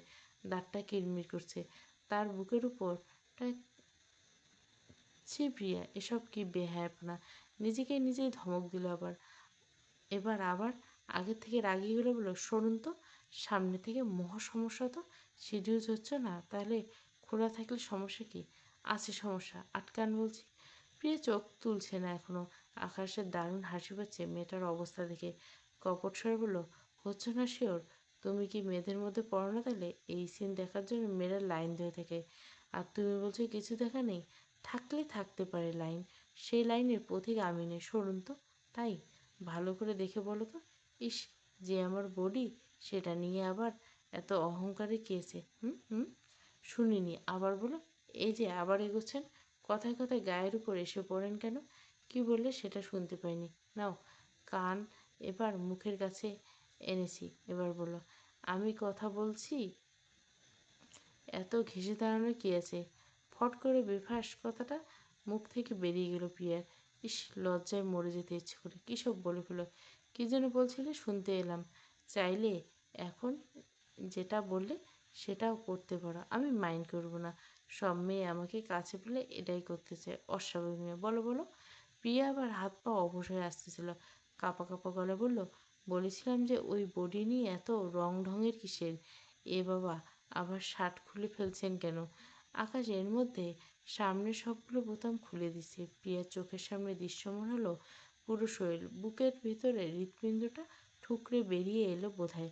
গলার কাছে দলা পাকিয়ে যাচ্ছে কি একটা। দু হাতে মুখ ঢেকে ফেলল সে। প্রিয়ার বেহাল দশা দেখে আকাশের পেট ফেটে হাসি আসতে চায়। সযত্নে মুখের হাসিটুকু গিলে দ্বিগুণ মাতাল করা গলায় কানের কাছে মুখ নিয়ে ফিসফিস করে বলে, তা ম্যাডাম, দুহাতে ওভাবে চোখ ধরে রাখলে বুঝবেন কেমন করে কী কারণে এত অহংকার এই বডি নিয়ে? এই অহংকার অবশ্য আমার বউয়ের হবে তার স্বামীর জন্য। তাকান তাকান। প্রিয় না চাইতো হাত নামিয়ে এলো মুখের উপর থেকে। হুশ খুইয়ে তাকিয়ে রইল সামনের মানুষটার। ঘেমে গেছে পুরো নিজে সে। একে শ্বাস নিতে কষ্ট হচ্ছে। নিজের অবস্থায় নিজেরই লজ্জিত মরে যেতে ইচ্ছে করছে। আকাশের ঘোর লাগা চোখে তাকিয়ে রইল প্রিয়ার দিকে। মেয়েটা দারুণ জব্দ হয়েছে, ঘেমে নেমে একাকার, রীতিমতো হাঁপাচ্ছে, বারবার অসভ্যের মতো ঠোঁট কামড়ে ধরছে। আকাশ হাসকির বলল, এই তো গুড গার্ল, দেখছেন কেমন? প্রিয়া গলা শুকিয়ে কাঠ, ঠোঁট খাড়া করে বলল, ঢোক গিলছে বারবার। আহ, পানি খাবেন? ইস, নিঃশ্বাস আটকে আসছে তো আপনার। তা আপনার হাঁপানির রোগ আছে? বলবেন না তো? নাকি আজকে থেকে শুরু হলো? আকাশের ব্যঙ্গ করা কথা স্পষ্ট বুঝতে পারল প্রিয়া। লোকটাকে কামড়ে ধরতে মন চেয়েছে, তাকে জ্বালাতন করা এর শোধ যদি সে না নেয়। অসভ্য লোক, ষাট পর্যন্ত, উফ, অসহ্য। প্রিয়া পুরো সরে যাওয়ার জন্য হাঁসফাঁস করতে লাগলো। লোকটা আজকেও গত রাতের মতো তাকে দুহাতে দেওয়ালে হাত রেখে। তার সাথে বিন্দুমাত্র স্পর্শ লাগেনি, তবু তার মনে হচ্ছে মানুষটা তাকে আষ্টেপৃষ্ঠে জড়িয়েছে। শরীরে শীতল ঢেউ বয়ে যাচ্ছে সিদ্ধারে বেয়ে। মেয়েটার ভয়াবহ অবস্থা থেকে খানিকটা মায়া হলো বোধহয় এবার আকাশে। দোয়া থেকে হাত নামিয়ে পিছিয়ে গেল দুহাত। এই সুযোগ আর হাতছাড়া করল না প্রিয়া। পাশ কাটিয়ে দৌড়ে চলে গেল। আকার ইচ্ছে হলো শব্দ করে হেসে ফেলতে। বোতামগুলো আলতো হাতে লাগাতে লাগাতে তাকিয়ে রইল প্রেয়সীর প্রস্থানের দিকে। হাত দিয়ে মাথার পিছনে বাঁকা হাসির রেখা ঢেউ খেলে গেল চোখে মুখে। নিজেকে এত অচেনা কখনো মনে হয়নি। কি হলো আর কি ছিল আর কি হয়ে গেল? কখনো কি নিজে ভেবেছিল আকাশ এহনাজ চৌধুরী এ হাল করতে পারে কোনো এক কিশোরীর ছলনায়? এক কিশোরী তার রাতের ঘুম হারাম করবে, কঠোরতার খোলস থেকে বের করে এমন নির্লজ্জ বানিয়ে ফেলবে? ভাবেনি, স্বপ্নেও ভাবেনি। এই এক সদ্য ফোটা পুষ্পকলির ন্যায় কিশোরী ওই হরিণী চোখের মায়ায় ডুবেছে। সে হারিয়েছে ওই মুখের মায়ে। এ জীবনে কি সে মায়া কাটানো সম্ভব? না বোধহয়। ঘড়িতে নজর দিল এবার। প্রেয়সীর মোহে আটকে অনেকটা লেট হয়ে গেছে। ডাইনিংয়ে তাকালো। মেয়েটা বোধহয় সবে বসেছিল খেতে, সব খাবার টেবিলে সাজাতে। সামনে প্রিয়ার আধা গ্লাস জুস আর আধা খাওয়া ব্রেড অমলেট রয়ে গেছে প্লেটে। আকাশ এগিয়ে গেল। প্রিয়তমার এঁঠো খাবারগুলো দ্রুত হাতে মুখে তুলে নিল। নেমে এসে শেষ করলো খাবারগুলো। জুসের গ্লাস হাতে তুলে নিল। চকচকে কাঁচের গ্লাসে প্রিয়ার ঠোঁটের স্পষ্ট ছাপ। ঠোঁট ছোঁয়ানো নিজে সেখানটায় এক চুমুকে শেষ করলো। গ্লাসে এক হাতে তাকিয়ে রইল কিছুক্ষণ গ্লাসের দিকে। মৃদু হাসলো, বিড়বিড় করলো, একদিন এই সমস্ত অপেক্ষার প্রহসন ফুরবে প্রাণের প্রিয়া। তোমার স্পর্শ, তোমার আড়াল অনুভব করতে করতে একদিন তোমাকে স্পর্শ করার হালাল অধিকার নিয়ে নেব। সেদিন আর তোমার স্পর্শ নিশানাই নয়, সেই সোজা সে অধিকার তুমি নিজে থেকে দিতে হবে, কথা দেওয়া রইল। দরজায় হেলান দিয়ে রীতিমতো হাঁপাচ্ছে প্রিয়া। ঠিক গতকালের ঘটনায় পুনরাবৃত্তি হলো যেন। অসভ্য লোকটা একই রকম ব্যবহার করলো, সাথে সাথে সায় দিয়ে তার অবাধ্য বেহায়া হৃৎপিণ্ডটা একই রকম করছে কালকের মতো। দৌড়ে এসে বিছানায় উবুর হয়ে বালিশে মুখ গুজে পড়ে রইল সে। হাত পা অবশ হয়ে আসছে, শ্বাস চলছে না। মানুষটা কি পারফিউম ব্যবহার করে তাকে স্পর্শ করেনি, অথচ লোকটার পারফিউমে, তার ঘ্রাণে তার মাথা ঝিমঝিম করছে। নিজের সারা শরীর থেকেও পাচ্ছে মানুষটার পুরুষালী মিষ্টি করা মাতাল করা ঘ্রাণ। প্রিয়া নিজের সমস্ত রীতিমতো বিরক্ত। কত বোঝালো নিজের মনকে গত রাতে। লোকটা তাকে বিরক্ত করে ভয় দেখিয়ে মজা পায়। তার নিজের শক্ত থাকতে হবে মানুষটার সামনে। কি হলো এত বুঝি? যা হওয়ার তাই। এই মানুষটাকে দেখে মাত্র হুশ জ্ঞান খুইয়ে উল্টোপাল্টা ব্যবহার শুরু করে দিল। কেন হচ্ছে এমন? কই, স্কুল কলেজে তো কতবার কত ছেলে বন্ধুর সাথে মারামারি করছে। এই লোকটা তো স্পর্শ অবধি করেনি। 2 মাস আগেই তো কলেজের এক বন্ধু রিমন তার থেকে আইসক্রিম কেড়ে খাওয়ার জন্য দেওয়ালে হাত চেপে দিল। কই, তখন তো এমন লাগলো না। তাদের সাথে নিত্য ওঠা বসা হতো, কখনো এমন মনে হয়নি। তাদের কেন, সত্যি বলতে কখনো পুরুষ মানুষকে দেখে তো কিছু ফিল হয়নি। কত হ্যান্ডসাম সুন্দর সিনিয়র ব্যাটম্যান প্রপোজ করলো, কখনো তো এত জোরে হার্টবিট চলে না। এখন এমন হচ্ছে কেন? বালিশ জড়িয়ে সোজা হয়ে শুলো এবার। ফ্যান চলছে ফুল দমে। বাতাসে খোলা চুলগুলো এলোমেলো হয়ে আছে বিছানার উপর। তার বুকটা এখনো টিপটিপ করছে। ডান হাতটা আলতো করে রাখলো বুকের বাঁ পাশটায়। অস্ফুট স্বরে বিড়বিড় করলো, কোনো এক অচেনা পুরুষের মোহে ডুবিয়ে গেছি আমি। ফেরার পথ বন্ধ হয়ে গেছে কোথায়। যে পুরুষের শরীরের ঘামে ভেজা ঘ্রাণ, গরম নিঃশ্বাস মাতাল করা চাহেনি, বরফ শীতল কণ্ঠ তাকে কখনো না ছুঁয়ে অনুভব। এ কোন সাগরে ডুবলাম আমি? না পাচ্ছি কুল, না পাচ্ছি কিনারা। তার মধ্যে কেন ডুবতে ইচ্ছে হয় না? কেন তার মধ্যে ডুবে নিজেকে খুঁজতে মরি আমি? এ কেমন দহন! কী নাম দেওয়া যায় এ অনুভূতির? চোখ বন্ধ করে পড়ে রইল একা বিছানার পর। উত্তর খুঁজতে ব্যস্ত আসছে। আকাশ রাতুলকে নিয়ে যাচ্ছে শহরের দিকে। গাড়ি রাতুল ড্রাইভ করছে। পাশের সিটে বসে আনমনে ল্যাপটপে কাজ করছে যাচ্ছে আকাশ। রাতুল বারবার চোখে তাকাচ্ছে আকাশের দিকে। হুট করে তাকে নিয়ে শহরের দিকে যাওয়ার কারণ বুঝতে পারছে না। আকাশকে প্রশ্ন করে লাভ হল না। গাড়িতে ওঠার পর 3-4 বার প্রশ্ন করা হয়ে গেছে অলরেডি, জবাব দেয়নি। ল্যাপটপে ঢুকে যেন রাতুলের দিকে এদিকে শরীর নিষ্পিস করছে কোথায় যাচ্ছে সেটা জানতে। রাতুল নিজেকে মহা ধৈর্যবান একজন পুরুষ মনে করে। অবশ্য আকাশের তাতে তার যে কজন ওঠা বসা তারা সবাই মহা ধৈর্যবান, সবকটা তারা। এই ছেলে মহা ঠেটা, নিজে যা বোঝার সেটা আর বাইরে এক লাইনে বোঝানোর সাধ্য কারণে এবার থাকতে না পেরে রাতুল মুখে চ শব্দ করলো, বিরক্তি প্রকাশ করলো। বিরক্তি গেলে বলে, হ্যাঁ রে আকাশ, আমি কে? বরং তোর ড্রাইভার হিসেবে নিয়োগ দিয়ে দে। আকাশ শুনল কিনা বোঝা গেল না, কোনো প্রতিক্রিয়া দেখালো না রাতুলের কথায়। রাতুল আবার একই স্বরে বলল, কি বলি আমি? আমার কথায় গুরুত্ব নাই কি রে? আকাশ এবার নির্বিকার চোখে তাকিয়ে নরম গলে বলে, ঘ্যান ঘ্যান করিস কেন, কি সমস্যা? রাতুল আহত চোখে তাকিয়ে রইল বন্ধুর দিকে, কপট অভিমান দিকে বলল, আমি ঘ্যান ঘ্যান করি? তুই এটা বলতে পারলি? আকাশ এক ফোঁটাও গুরুত্ব দিল না। বিচ্ছুগুলো নাটক যে খুব ভালো করে জানে।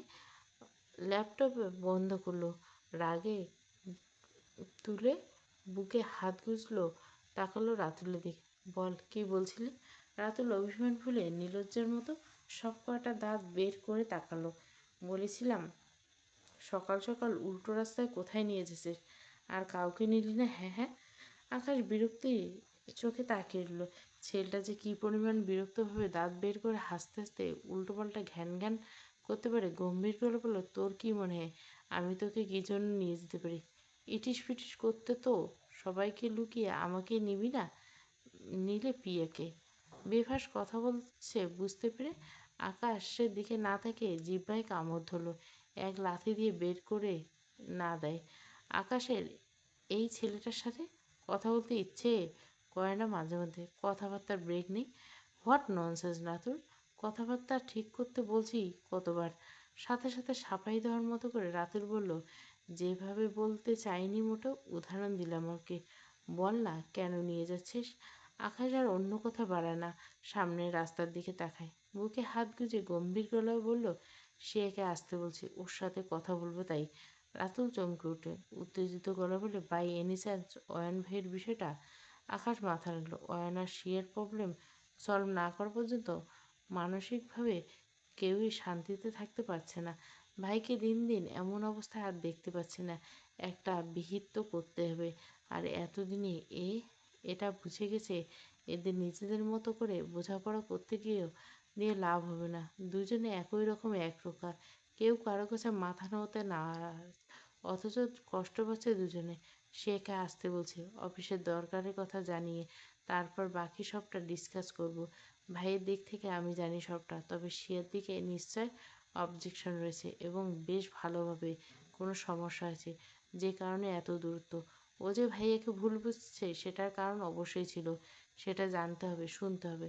বাকিটা তারপর দেখব। রাতুল এতক্ষণ মন দিয়ে শুনছিল আকাশের কথা। সেও মাথা নেড়ে সম্মতি জানল। তার নিজেরা সাক্ষী অয়ন আর শিয়ার ভালোবাসার সময়টাতে। সে তাদের ব্যাচমেট, তাদের ফ্রেন্ড ছিল। রেদওয়ানের গার্লফ্রেন্ড রাখার মাধ্যমে প্রথম পরিচয় শিয়ার সাথে। এ পর্যায়ে সবাই একটা গ্রুপের মতো হয়েছিল। অয়ন ভাই তাদের বছরের সিনিয়র ছিলেন। অয়ন আর শিয়ার প্রথম আলাপ হয় অয়ন যখন রাকার অনুরোধে শিয়াকে টিউশনি করায়। ধীরে ধীরে ভালো লাগা, তারপর ভালোবাসা, সব ঠিকঠাক। সেবার অয়ন আর শিয়ার 3 বছরের অ্যানিভার্সারি সেলিব্রেশন করার জন্য আয়োজন হচ্ছিল ভার্সিটির ক্যাম্পাসে। আকাশ নিজের দায়িত্বে সবটা আয়োজন করছিল। হঠাৎ কী থেকে কী হয়ে গেল।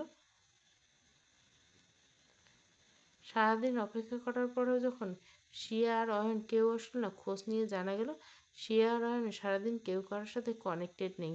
তারপর যা হওয়ার নয় সেটাই হলো। 3-4 দিন ধরে হুট করে শিয়া টিসি নিয়ে ভার্সিটি থেকে। কোনো কিছু বুঝে ওঠার আগে শিয়া নিখোঁজ হয়ে গেল পুরো। সবার সাথে যোগাযোগ বন্ধ করে দিল হুট করে। অনেক খোঁজ করে ঠিকানা পাওয়া গেল না। বন্ধু বান্ধবরা কম চেষ্টা করলো না খোঁজার। স্বয়ং আকাশ এখনও পেলেন না সে খোঁজ। নাকি পেল সেটা তারা জানেন না, কারণ এরপর আকাশ এ নিয়ে কথা বলতো না। আর বাকি রইল অয়ন ভাই। সেদিন তার অ্যাক্সিডেন্ট হয়, ভয়াবহ অ্যাক্সিডেন্ট। টানা 3 দিন সেন্স ছিল না। জ্ঞান ফেরার পর শিয়ার বিষয়টা নিয়ে একইভাবে মুখে কুলু বেটে রইলেন, স্তব্ধ হয়ে রইলেন বলা যায়। আকাশ জানতো হয়তো অয়নের দিকটা, কিন্তু তারা এ নিয়ে জিজ্ঞাসা করার সাহস পায়নি, কারণ অয়ন ভাই সেদিনের পর পুরো পরিবর্তন হয়ে গেছিল। আগে যেমন ছোট ভাইয়ের বন্ধু হওয়া সত্ত্বেও নিজের তাদের সাথে বন্ধুর মতো মিশত, সেখানে বড় ভাইয়ের মতো দূরত্ব বাড়িয়ে দেয়। গুরুগম্ভীর, চুপচাপ হয়ে যায় পুরো। তাদের মধ্যে কি হয়েছিল? কেন সে নিরুদ্দেশ হয়েছিল? অয়ন ভাই কেন তারপর শিয়ার খোঁজ করলেন না? বা পরে খোঁজ করেছিল কি না এটা তাদের কাছে রহস্য রয়ে গেল পুরো।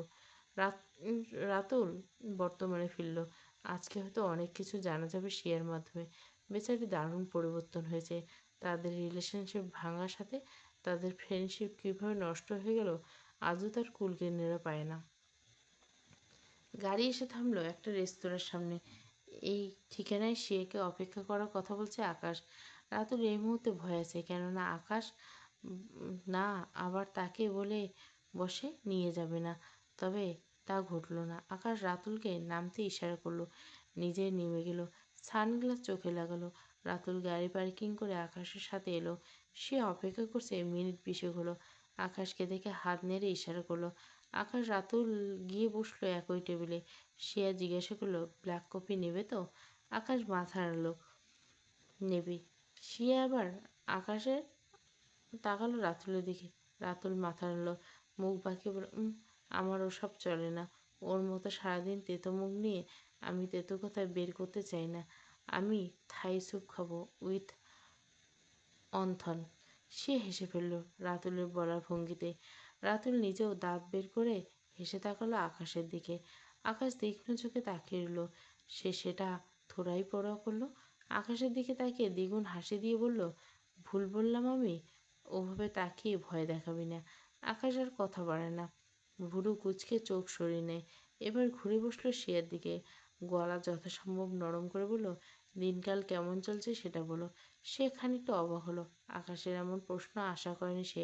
হালকা হাসলো, বলল, আলহামদুলিল্লাহ ভালো, বলে চুপ করে এ, আকাশের পরের কথা শোনার জন্য। রাতুল পরপর দুজনের দিকে তাকাচ্ছে। ওয়েটার কফি আর স্যুপ দিয়ে গেল। আকাশ কফি হাতে নিতে রাতুল দ্রুত হাতে নিজের খাবার টেনে নিয়ে খাওয়ায় মন দিল। আগ্রহ নিয়ে বসে আছে এতদিনের রহস্য উন্মোচন করা আছে। আকাশ কফিতে এক চুমুক দিল, কাপ নামিয়ে রাখলো টেবিলে। আমার মনে হয় তোমার কিছু কথা জানার দরকার, কিন্তু তার আগে তোমার দিকটা আমার জানা দরকার, এবং আশা করব বিষয়টা আর পেঁচাবে না তোমরা। ক্লিয়ার কাট কথা হবে। সে চুপ করে রইল। নিজের কফির কাপ হাতে ঘোরাতে থাকলো বারবার।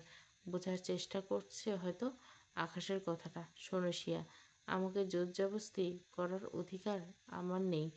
বন্ধুত্বের দাবি আমি আজ রাখবো না, সেটা নষ্ট হয়ে গেছে বহু আগে। সে ফট করে তাকালো আহত চোখে। আকাশ নিজে তাকিয়ে রইল শিয়ার দিকে। গুরুগম্ভীর গলায় বলল, কিন্তু আমার ভাইটা বিষয়ে জড়িত এখানে। তোর অবস্থা তার অবস্থা তোমাকে বর্ণনা আগে করতে চাচ্ছি না। তুমি মুভ অন করেছো কিনা তোমার বর্তমান আমি জানতে চাই না। আমি ওই দিনটার কথাই বলতে চাই। সে স্বাভাবিক করার চেষ্টা করলো। অনেক ধীরে ধীরে বলল, এত বছর পর এই কথা? কারণ বললাম তো তুমি মুভ অন করে থাকতে পারো, কিন্তু আমার ভাইটা আজও ওই দিনটা আটকে আছে। সে চলচল চোখে তাকালো। না চাইতেও চোখের পানি এসে গেল তার। সামলে নিল মুহূর্তে। একই স্বরে বলল, তুমি কি আজ এই কারণে এসেছো? হ্যাঁ। এর কোনো সমাধান নেই, সেটা আমি বুঝবো। তোমার ভাই? ভাইয়া আমাকে পাঠায়নি। সে এই মুহূর্তে বাদ দাও। তার খোঁজ তোমার না জানলে চলবে। আই গেস তুমি জানতেও চাও না।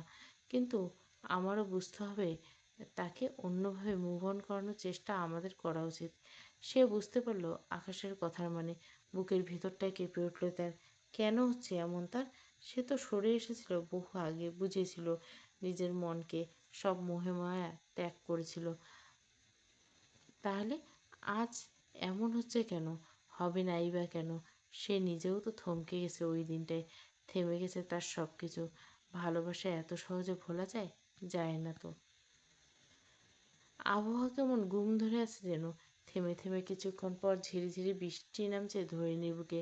কালো মেঘে আকাশের ঢাকা দিকে চোখ রাখলো যতটা খারাপ হয়। প্রকৃতির সবুজের উপর জ্বালা করছে। পানির বিন্দু কিনা ততটা ভালো মন্দায়। বিগত মাসখানেকের বেশি সময় ধরে রোদ বৃষ্টির লুকোচুরি খেলা চলছে। রেস্তোরাঁর সুন্দর সাজানো লবিতে ভিআইপি টেবিলে বসে আছে তিনজন। একজন সেই তখন থেকে গুমোট মেঘে ভেসে যাওয়া চোখে রেখে আছে। আকাশ রাতুলকে সময় দিচ্ছে শিয়াকে। সামনে নিক নিজেকে খানিকটা ধীরে সুস্থে বলুক। সে সোজা হয়ে বসলো, মাথা নিচু করে এক হাতে কয়েকবার নিজের কফির কাপটা ঘোরালো।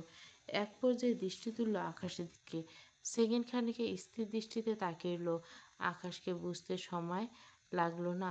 মেয়েটা কিভাবে এত বছর পর সবটা শুরু করবে গুছিয়ে উঠতে পারছে না বোধহয়। রাতুলের চিন্তাভাবনা বোধহয় হচ্ছে না।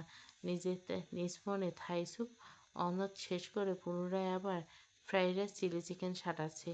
কয়েকবার মাথা তুললে একবার শিয়া আর একবার আকাশের দিকে তাকিয়ে রইল রাতুল। দুজনে যেন কথা না বলার প্রতিযোগিতায় নেমেছে। আকাশ সেই কখন থেকে ব্ল্যাক কফিতে চুমুক দিচ্ছে 3 কাপ শেষ করলো। রাতুল চোখ মুখ কুঁচকে বাঁকা করে নেয়। ব্ল্যাক কফি 3 কাপ খাওয়ার জিনিস? ছ্যাঃ! তাকে হাজারখানেক টাকা হাতে ধরিয়ে দিলেও সে গিলতে পারবে না, সম্ভব নয়। তবে বাজেট বাড়ল অন্য কথায়। আর ওদিকে শিয়া, সে তো তার খালি কাপ নিয়ে সেই যে শূন্যে চোখ রেখেছে। দেখেই তো মনে হচ্ছে এভাবে সে গোটা জীবন পাড়ি দিতে সক্ষম। সে আবার নড়েচড়ে উঠে রাতুল মাথা নামিয়ে খাওয়ায় মন দিল। সে সামান্য কেশে এবার গলা পরিষ্কার করে এবারে তীক্ষ্ণ চোখে তাকালো আকাশের দিকে। আকাশ নিজেও একই দৃষ্টিতে তাকিয়েছে। আগে তো অন্যরকম ছিলে, প্রেম ভালোবাসায় আগ্রহী ছিলে না। এখন তো সময় পাল্টাছে। ভালোবাসো কাউকে, প্রেম এসেছে জীবনে। শিয়ার কাছ থেকে প্রথমে এই কথাটা বোধহয় আশা করেনি আকাশ। খানিকটা চমকে গেল। সে কী বলতে চাইছে বোঝার চেষ্টা করে নিল সামান্য। মাথা নাড়ল, জানি না এখনো। আকাশের উত্তরে শিয়া হাসলো সামান্য। নিজের ভালোবাসা বুঝতে পারো না, এমনটা হয় নাকি? নাকি আমাকে বলতে সমস্যা? আকাশ নিজেও খানিক হাসির ছাপ চোখ আনলো চোখে মুখে। সে একে বলতে সমস্যা তার কোনো কালে থাকার কথা না। মেয়েটা তার ভাইয়ের প্রেমিকা পরে হয়েছে। তার আগে মেয়েটা তার বোন, তার বেস্ট ফ্রেন্ড। সমবয়সী একটা অচেনা, একটা ব্যাচমেট যে এত ভালো বন্ধু হবে, সাথে বোনের মতো হয়ে যাবে 6-7 বছর আগে, এটা আকাশ কল্পনা করেনি। কিন্তু সেটাই হয়েছিল। সে নিজেও চেয়েছিল তার এই বোনটা তার ভাবি হয়ে তাদের সংসারে আসুক। তার ভাই নিজেও লাখে একটা। এই লক্ষ্মী মেয়েটাকে বোন থেকে ভাইয়ের বউ বানাতে পারলে বেশ হতো। তোমাকে বলতে সমস্যা নেই, সমস্যাটা পরিস্থিতির। এখন আবার বিষয়টা নিয়ে আলাপ করতে সময় আসেনি। আসলে বোধহয় আজ তোমাকেই লাগবে সাহায্যের জন্য। সে সন্তুষ্টির দৃষ্টিতে তাকিয়ে রইল আকাশের। এবার গলা গম্ভীর খানিকটা। এবার আমি সবটা জানতে চাই। সে চোখ মুখ কালো হয়ে গেল হেলান দিয়ে চেয়ারে। আকাশ, তোমার ভাইকে ছেড়ে যাওয়ার সিদ্ধান্ত আমার এবং ব্যক্তিগত। বিচ্ছেদের পর তিক্ততা আমি বাড়াতে চাই না। এই নিয়ে 8-10 জন কথা বলুক, সেটা আমি চাই না। সেটা আলাদা বিষয়। আমি তোমার আর ভাইয়ের কারো 8-10 জনের লিস্টে পড়ি বলে আমি মনে করি না। সে মাথা নিচু করল। স্থির দৃষ্টিতে তাকালো শূন্য কাপের দিকে। না, পারো না। আর পারো না বলেই কারণটা আমি আর জানাতে চাচ্ছি না, বিশেষ করে তোমাকে। আকাশ ভুরু কুঁচকে রইল স্বাভাবিক গলায়, অথচ প্রচণ্ড অধিকার বোধ নিয়ে বলল, কিছু তো অধিকার আমার আছে তোমার কাছে। তোমার মনে পড়ে কি না ভাইয়ের অধিকার দিয়েছিলে আমাকে, লাবণ্যকে? আমি যে নজরে দেখি তোমাকে একই নজরে দেখি আমি। আর কিছু অধিকার কেড়ে নেওয়া যায় না বোধহয়। আমি সেই অধিকারের দাবিতে জিজ্ঞাসা করছি। আম তোমার ভাই হিসেবে তোমার কষ্টের কথা আমি জানতে চাইছি, বলো। আকাশের মুখে এতদিন পর বোন ডাক শুনে এবার চোখে পানি জমল শিয়ার। এত বছর চাপা দেওয়া আগুন দহন কথার প্রচার বুকের ভেতরটা পুড়িয়ে ছাই করে দিতে যাচ্ছে। টপ টপ করে কয়েক ফোঁটা পানি পড়ল টেবিলে। আকাশ রাতুল কারোর নজরে এড়োল না। রাতুল নিজেও এখন সিরিয়াস হয়ে অপেক্ষা করছে বাকিটা শোনার জন্য। একটা টিস্যু বের করে হাতে গুঁজে দিল শিয়ার। সে চোখ মুখ মুছল, চোখ তুলল। চোখেরটা অস্বাভাবিক লাল হয়ে গেছে নিমেষে। সে আমাকে ভালোবাসেনি আকাশ। তোমার ভাই আমাকে ভালোবাসেনি। আমাকে সে তার নোংরা মন মানসিকতার শিকার বানিয়েছে। বন্ধুদের সাথে বাজিতে আমাকে জিততে চেয়েছিল। আর এই বাজির প্রধান সত্য কী ছিল জানো? আমি তার ভালোবাসার ধরাতেই প্রথম রাতটা তার বন্ধুরা আমাকে পাবে। আর 8-10 জন বন্ধু। বুঝতে পারছো আমি কি বলছি? আমি কিন্তু কোনো বাজারে মেয়ে নই, একদম। অযাচিত পুরুষের স্পর্শ আমার শরীরে নেই। কিন্তু সেদিনের পর আমাকে হয়তো বাজারের মেয়ে বলা হতো। আমার স্থান কোথায় হতো বলো? জানো? গেছো কখনো? তোমার ভাই কিন্তু যায়। পুতুল, হ্যাঁ, তাহলে? এরপর আমার থেকে আর কি শুনতে চাও? তাকে ভালোবাসি কি না? বাসি হতো। এটা আমার জীবনের সবথেকে বড় পাপ। তবুও বাসি, আজও বাসি। আমি শুরুতে সেই অয়নকে ভালোবাসি, কিন্তু শেষের জনকে না। ঘৃণার মাত্রা এত বেশি যে ভালোবাসা দেওয়া আর জায়গা নেই, সম্ভব না। একদমে কথাগুলো বলে থামল শিয়া। দু হাত মুখে চেপে ফুঁপিয়ে কেঁদে উঠল। আকাশ আর রাতুল এক মুহূর্তে স্তম্ভিত হয়ে রইল। বিস্ময় হতবাক তাকিয়ে রইল শিয়ার দিকে। রাতুল সবাই খাবার মুখে তুলছিল। চামচটা হাত থেকে পড়ে টুংটাং শব্দ হলো। কারো হুঁশ নেই কোনো দিকে। সে বেশ কিছুক্ষণ সময় নিয়ে স্বাভাবিক হলো। চোখের পানি মুছে তাকালো আকাশের দিকে। আকাশ নির্বিকার হয়ে তাকিয়ে রইল। তোমার ভাইকে আমি অসম্ভব ভালোবাসতাম আকাশ, অসম্ভব। সেই দিন আর কয়েক সেকেন্ডের হেরফেরে আমার এই অবস্থা কী হতো তোমার আন্দাজ নেই হয়তো। আমি করতে পারি আন্দাজ, কারণ ওই মুহূর্তে আমি সেই মুহূর্তে ভিকটিম। আরেকজন সাক্ষী আছে। না না, ভুল বললাম, সাক্ষী নয়, সেও ভিকটিম। কে জানো? আকাশ কোনো কথাই বলল না। অসহায় জিজ্ঞাসা চোখে তাকিয়ে রইল শিয়ার বলার অপেক্ষা। শিয়া এক হাতে চোখের পানি মুছে নিল। প্রিয়া, আমার ছোট বোন। এবারে যেন চমকালো, ষোলকলা পূর্ণ হলো। রাতুল তাকালো ফট করে আকাশের দিকে। আকাশের চোখ লাল হয়ে গেছে। রাগে নাকি অসহায়ত্বে বোঝা যাচ্ছে না। এবার শিয়ার উত্তরে আশা বসে রইল না। হ্যাঁ, সেদিন আমাদের অ্যানিভার্সারি আয়োজন করা হয়েছিল। তার আগে রাতে বাবা মাকে জানিয়েছিলাম তোমার ভাইয়ের কথা। আমার বাবা মা দ্বিমত করেনি, ভাবতে পারছো? তখন আমি সবে 20-র এক কিশোরী। সে বয়সে একটা মেয়ের সিদ্ধান্তে বাবা মা মানা করে না। কতটা ভরসা সেটা করতেন। আমার বাবা মা ভরসা করতেন আমাকে। পরের দিন রাস্তা থেকে তুলে নিয়ে যাওয়া হয় আমাদের দু বোনকে। এক পর্যায়ে সামনে আসে এই কঠিন সত্য। সে বয়সে আমার বোনটা বা কতই ছোট, 12 বছর বাচ্চা মেয়ে। ওকে অবধি ছাড়েনি, সর্বনাশ হয়ে যেত যদি না সেদিন আমার বাবা তার বন্ধু নিয়াজ আঙ্কেলকে সেদিন আমাদের না বাঁচাতেন। আমার বোনটা, আমি আল্লাহ, ভাবতে পারি না ওই দিন এর কথা আকাশ, জাস্ট ভাবতে পারি না। আর কথা বলতে পারল না। আবার হু হু করে কেঁদে দিল। আকাশের গা হাত পা ছেড়ে দিচ্ছে। না, তার ভাই এসব করেছে বলে নয়। সে প্রিয়ার সাথে কী কী হতে পারত, আর তার প্রাণ পাখিটার সাথে ওইটুকু বসে কতটা মানসিক ড্রামা। আকাশ কিছু ভাবতে পারছে না, নিজেকে অসহায় লাগছে। সে কান্না আটকে ধীর গলায় ফুপিয়ে বলল, আমাকে তারপর আর কি করতে বলছো তোমরা? আমার আর তোমার ভাইয়ের কাছে কৈফত চাওয়ার রুচি হয়নি। তখন জাস্ট হারিয়ে যেতে ইচ্ছে হয়েছিল। বাবা মার সামনে মুখ দেখাতে ঘেন্না লাগতো আমার। আমার সিদ্ধান্তের জন্য আমার বোনটার। আকাশ হাত তুলে থামিয়ে দিল শিয়াকে।